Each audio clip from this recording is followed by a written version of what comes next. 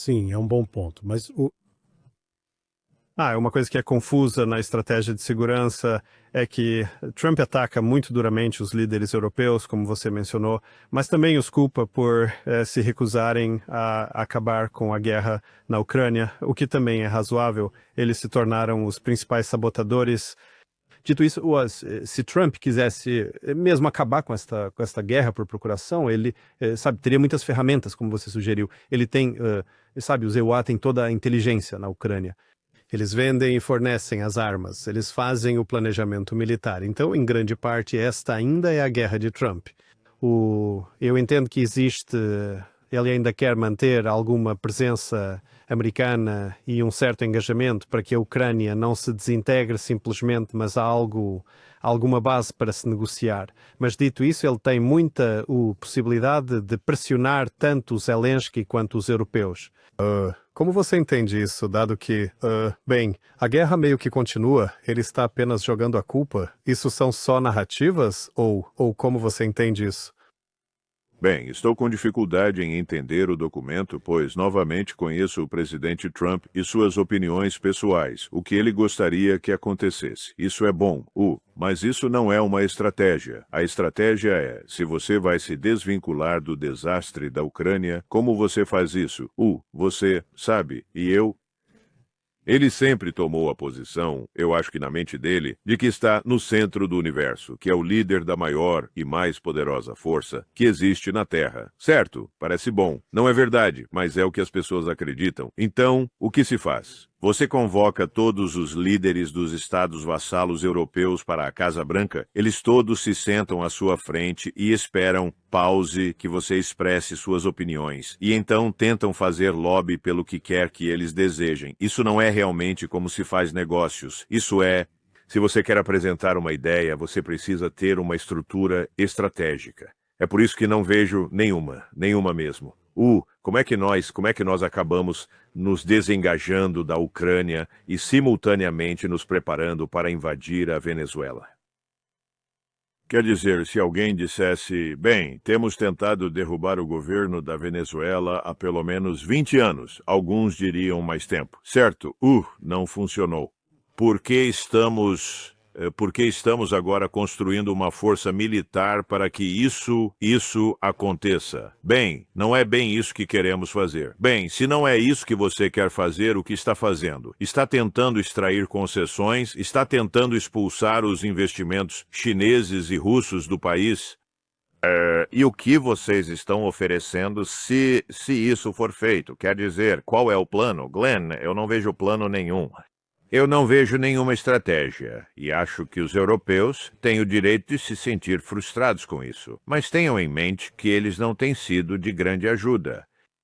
Assim como eles tomaram a posição de que você deve lutar até o último ucraniano, defender cada palmo de terra, devolver tudo à Ucrânia, eles fingiram que essa construção da Ucrânia sempre foi algo muito mais do que era. A Ucrânia nunca foi um Estado-nação. Sabe, isso foi só uma construção criada por Lenin para satisfazer as necessidades do sistema estatal soviético que ele arquitetou para aumentar o controle e a influência bolchevique. Agora, isso não significa que não havia ucranianos, não significa que não há ucranianos, mas a questão é que ninguém se sentou e olhou para isso objetivamente e disse, bem, como resolvemos esta questão? Como saímos desta situação? Como evitamos conflitos futuros? É como se todos quisessem um conflito perpétuo.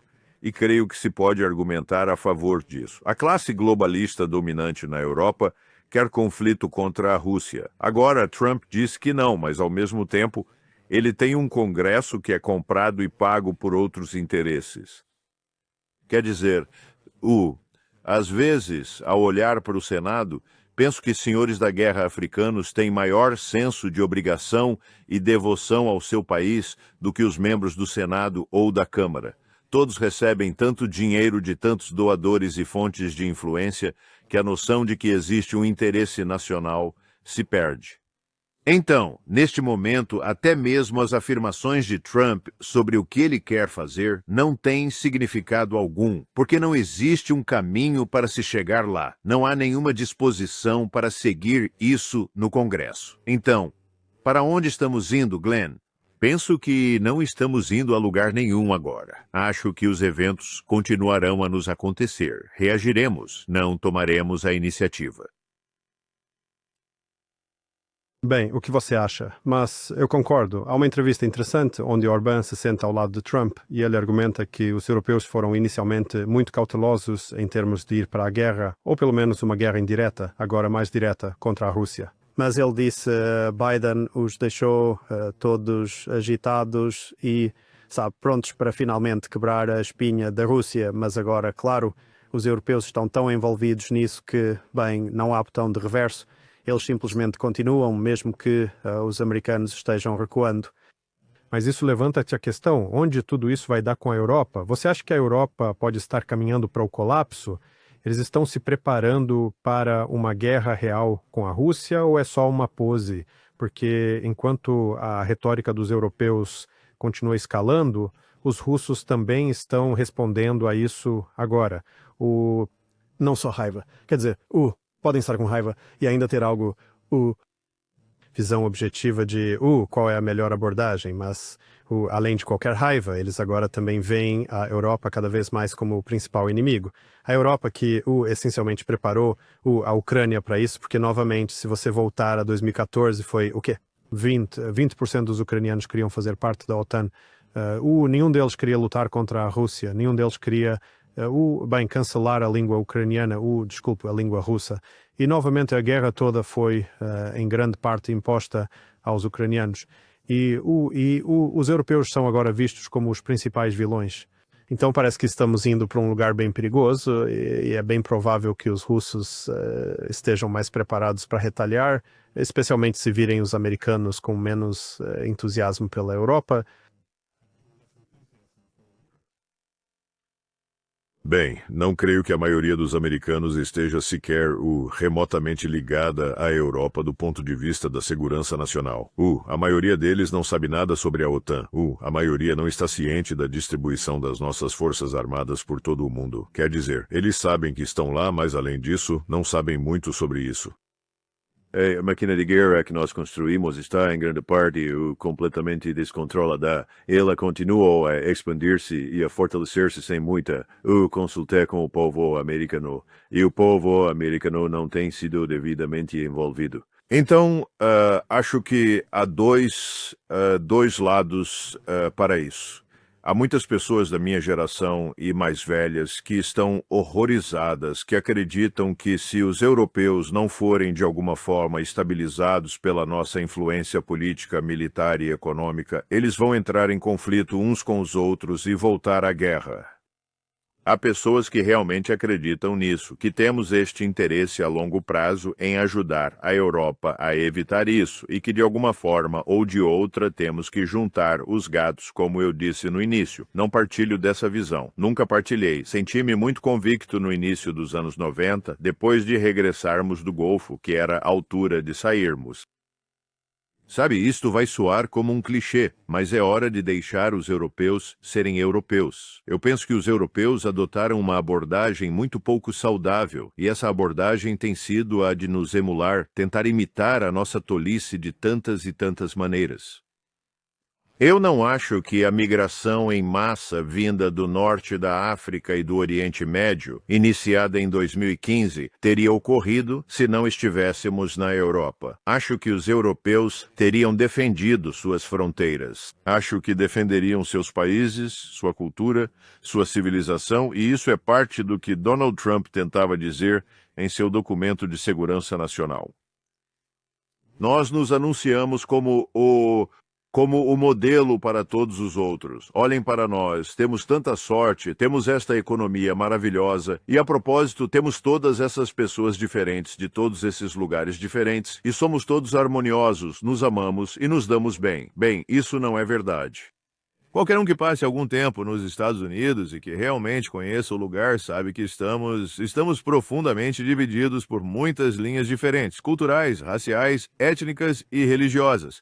Então, a ideia de que somos uma espécie de paraíso onde todos magicamente deixam sua infelicidade e bagagem na porta, entram nos Estados Unidos e vivem no paraíso, está errada. Um dos maiores problemas que temos agora é que há 52 milhões de pessoas nos Estados Unidos vivendo aqui que não nasceram nos Estados Unidos. Agora, por que isso é um problema? Porque eles não são americanos.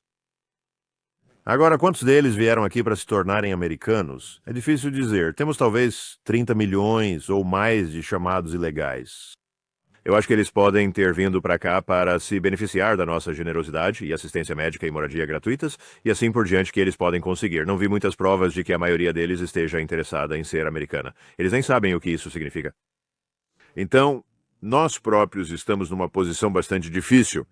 E a má notícia sobre este documento de segurança nacional é que ele retrata a Europa como algo radicalmente diferente de nós, que está cheia de todos estes problemas, dificuldades e divisões, mas nós também os partilhamos. Estamos, na verdade, exatamente no mesmo barco. Essa é a ironia patética de tudo isso. Tragicamente, estamos todos no mesmo barco. E o segundo ponto que não é discutido é o desastre financeiro.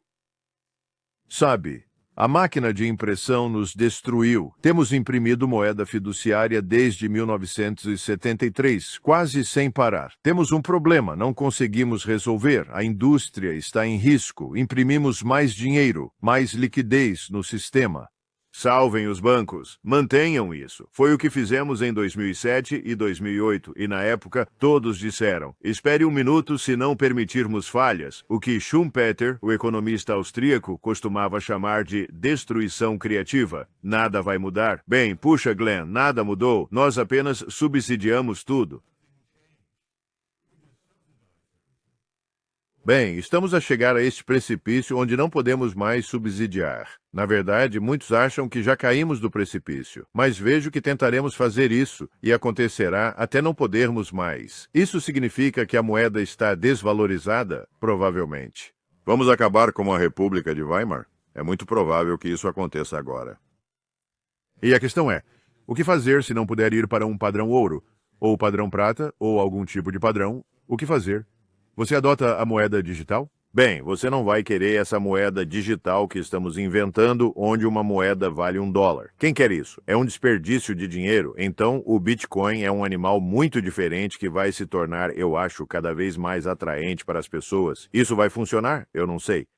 O que eu estou a tentar expressar é que existem duas vertentes neste assunto. Uma delas é aceitar e compreender a nossa própria realidade estratégica, bem como a realidade estratégica europeia. A segunda vertente é o que podemos, em última análise, realmente ter capacidade para fazer. E a verdade é, não muito está acontecendo. Esse é o nosso problema. Então não importa se você quer 12 grupos de batalha de porta-aviões. Você pode não ter condições de pagar 6 ou mesmo 4 ou 5. E eles fazem algum sentido em qualquer situação neste mundo hoje? Quer dizer, estas são as coisas que estão ausentes deste documento de segurança nacional, mas elas nos afetam a todos. Bem, a guerra da Ucrânia, no entanto, para além de ter o objetivo de derrotar a Rússia, também teve um papel fundamental em termos de reavivar o papel da NATO e manter os Estados Unidos na Europa. Esta é uma das razões, penso eu, pelas quais os europeus estão tão relutantes em pôr fim a esta guerra e aceitar que, a perdemos. Mas é isso que Mas fazemos isso desde os anos 90. Lembre-se, o mantra em Washington, D.C. era ou a Europa ou a OTAN está fora de sua área de atuação ou está fora do mercado. Em outras palavras, temos que correr e encontrar coisas para os nossos aliados europeus da OTAN fazerem que sirvam aos interesses americanos ou a OTAN acaba. E não havia vontade de abrir mão da OTAN. Os europeus, muitos deles, queriam nos manter na Europa, então, essencialmente, se prostituíram para nos manter lá. E, ao mesmo tempo, tudo em Washington está hipotecado à vaidade. Precisamos estar na Europa? Não importava em 1995 se precisávamos estar lá ou não. As pessoas queriam ficar, então viam isso como parte da estrutura imperial global maior que havia surgido após a Segunda Guerra Mundial. Eu Eu não sei como resolver isso, a não ser apontar que estamos ficando sem dinheiro. Não teremos os meios. Não podemos bancar. Bem, mas o que é que isto significa? Porque esta visão da Europa na estratégia de segurança, a visão dos líderes europeus, especialmente como sendo muito antidemocrática e ao marginalizar a oposição política, a mídia, o quanto disto é Trump, porque a minha impressão é que há um crescente desprezo, se não pela Europa, pelo menos pelos seus líderes, e você interpreta isso agora como um sinal de que os Estados Unidos estariam dispostos a se afastar um pouco da OTAN ou... Eu acho que nós preferiríamos aposentar a OTAN como estrutura. Eu acho que isso é algo que está na mente do presidente Trump há muito tempo. Quer dizer, Qual é a razão de ser da OTAN? e vocês ouviram todas essas observações fofas sobre manter os soviéticos fora, os alemães para baixo e todo esse absurdo. Agora, falhando em apresentar esse argumento eficazmente, eles começam a guerra na Ucrânia e tentam dizer: ah, bem, os russos estão chegando, os russos estão chegando, os russos estão chegando. Bem, se vocês ainda não perceberam, os russos não estão vindo. Os russos não querem vir. Eles efetivamente obtiveram controle do que é mais importante para eles. Eles gostariam de consolidar isso e pôr fim aos combates. E os europeus, em particular, querem que isso continue. A maioria no Congresso está feliz em deixar que continue nos territórios. Eles veem isso como lucro. Que catástrofe! Mas é assim que se vê. Eu dizia que o senhor da guerra africano se preocupa mais com seu povo do que os de Washington por nós. Não estou a dizer isso do presidente Trump em si. Penso que o presidente Trump vê isso de outro modo. Acho que ele entende que a Europa deve ser autossuficiente. Os europeus têm de se entender uns com os outros e com a Rússia. Sabe, temos de parar de bancar Deus na Europa. Eu acho que ele se sente assim, e concordo com ele. O mesmo acontece na Ásia. Lembre-se que onde quer que vamos, somos os estranhos. Nós interferimos e distorcemos as dinâmicas que de outra forma moldariam a região. Nosso primeiro grande desastre foi intervir durante a Primeira Guerra Mundial, e isso foi baseado puramente em interesse monetário. Os banqueiros em Londres e Nova York foram ao presidente Wilson e disseram: olha, estamos com muitos problemas, os alemães estão ganhando.